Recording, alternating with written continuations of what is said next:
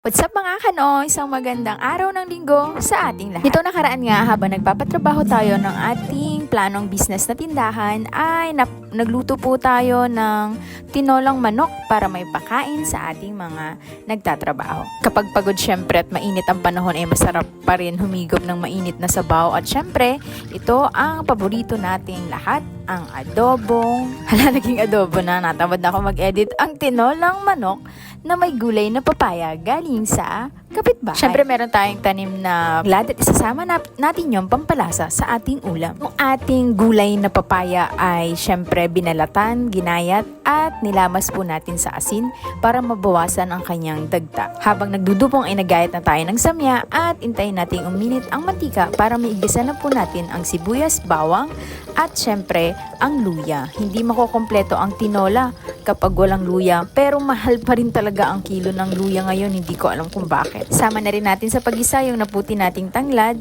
at syempre, ayan, lutuin natin mabuti para mas lumabas ang katas at lasa ng ating ginisa. Kapag luto na nga ang mga samya, isasama na natin ang ating ginayat na manok. Bumili nga lang tayo dito at syempre ito'y sapat na sa bilang ng ating papakainin ngayon kasi talagang kailangan natin matapos ang ating planong business para masimulan na at tayo ay makapagplano na ng maganda para hindi tayo nahihirapan mag-budget o kung ano man bagay na nasushort tayo sa araw-araw. Kapag nahalo na ng konti ang ating manok ay isama na rin po natin ang papaya kasi medyo matagal maluto to.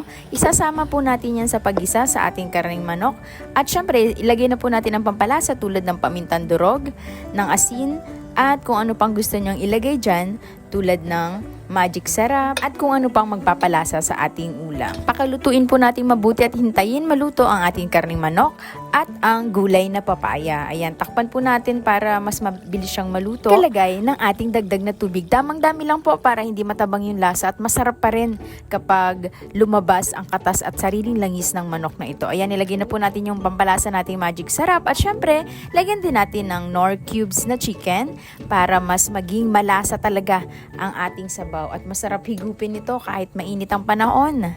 Maraming salamat sa panonood.